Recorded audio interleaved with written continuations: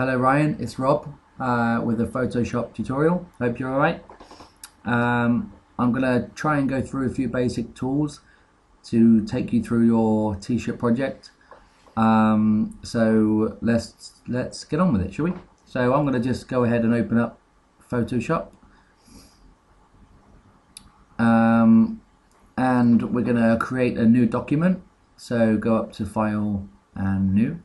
And I hope, Ryan, it's alright if I call you Ryan and not Pretty Boy Ryan, because I don't want to keep calling my laptop Pretty Boy, so hopefully that's alright with you. We're going to go down to international paper. Size A4 comes up as default. So let's just leave everything as it is for now and click on OK. And here we go, we've got a blank document, obviously A4. So we want, with your t-shirt project, we want a kind of blue colour to get started off with. And I thought that I wasn't going to create a kind of t-shirt shape, but just a kind of canvas so that you can design your kind of t-shirt on. And then if you want to go through and in a few videos time you want to try and put your design onto a t-shirt, you can create that, or you can get an image from the internet, and then you can put your logo onto the t-shirt, and you can warp it and give it a kind of shape to make it look like it's actually on the t-shirt. But that's a bit more advanced, but we can do that, it's no problem. But let's do this first. So let's go through a few basic things.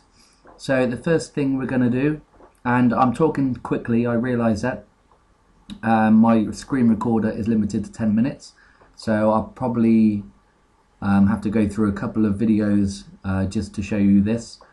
So let's get on with it. So as you can see down here in the layers palette, we have a background with a padlock, and this icon here is white, which represents our A4 document. So we want to turn this to a blue color. So we're going to click on this box here, which is our foreground box. And as you can see, this kind of rainbow thing here, spectrum or whatever you want to call it, has a slider, and you can slide it up and down to bring it nearer to a color that you want. So we're going to bring it up to the blue, and we're going to just select a basic blue. And then click on OK.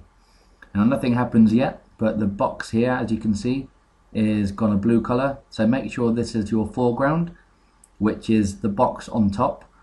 And if it's not, and you've selected the background by accident, you can press X on your keyboard to switch it over. So now it's our foreground, and we're going to press Shift and Backspace, and this dialog box come up. This is our fill dialog box, and the contents use you want is foreground color. Mode is normal, opacity is 100%.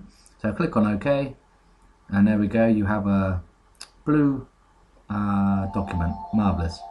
And that's my phone going off, I'm just going to ignore it.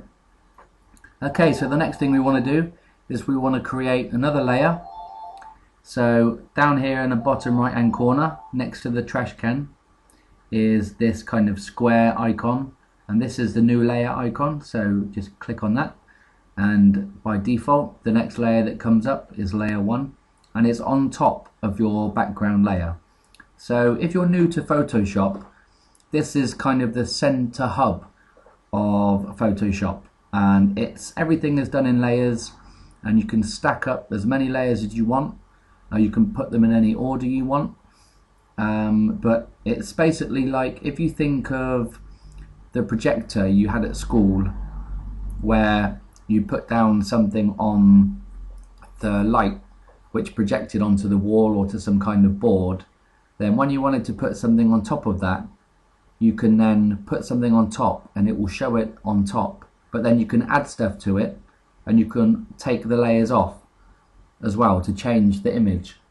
So this is kind of the same. So we're going to create another image on top of this background color, and what we're going to do, we're going to use this marquee tool here, which is the rectangular marquee tool, to draw a rectangle. So we're going to do that. So click and drag, and there we go, we have our basic shape, and we're going to fill this with a kind of orange. So click on the foreground, and using these sliders, slide down to a kind of orange color, and we're going to go something like that. And we're going to fill it the same way we did with the background. So we're going to, holding down shift, we're going to hold shift and press backspace, and the same dialog box is going to come up. So foreground color is what we want, and so we're going to click OK. So now press Control and D to deselect, or Command and D on a Mac, and we have a basic orange shape on your t-shirt that you were looking at. It's got these kind of stripes going round with a gap in the middle, so we're going to kind of go for that. So using the rectangular marquee tool again, we're going to go and draw another selection, something like,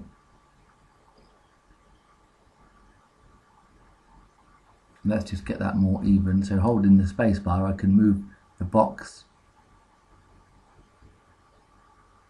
I'm just looking at the top left hand corner to make sure they're both roughly the same. So somewhere like that. And all I'm going to do now is press backspace to delete that selection, then Control and D again to deselect. And there we have an orange kind of stripe, a bar that goes round.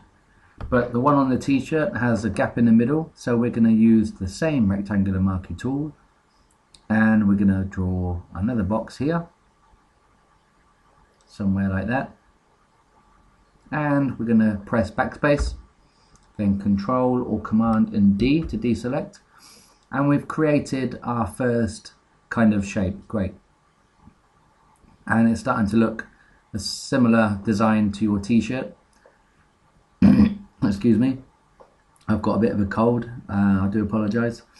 Now, as I said, my recorder is only limited to 10 minutes, which is why I'm trying to rush, and it might cut me out at any point. So if I do get cut off, I apologise, but I will make another video as the second part, so you can carry on following me along.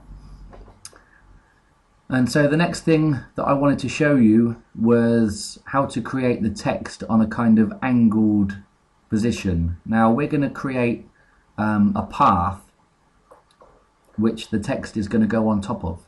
Now the path we can make angled so that the text will follow the angle of the path. So what we're going to do is we're going to go down to this pen tool, which looks like a kind of fountain pen type thing.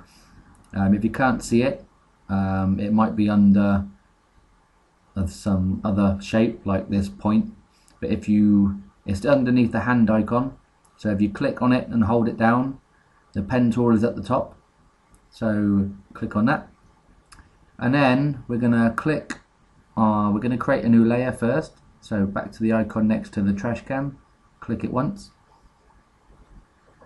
and we're going to put a point here, a point in the middle somewhere there, and then we're going to click another point somewhere over here. Now don't worry, it's not in the middle, and if the second position here isn't where you want it, if you press Control or Command and hold it down, we can now move this around.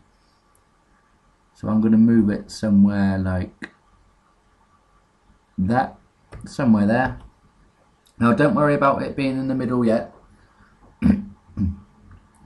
So now we've created our path, that's great.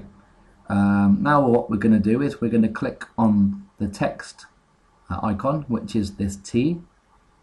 So we're going to click on it, and if you move your cursor, usually the cursor, it looks like this. You can press anywhere and you can start typing, but we want to type on the path. So what we're going to do is we're going to hold the cursor and hover over the line, and the cursor will change. So you want to click down on the line while the cursor is changed.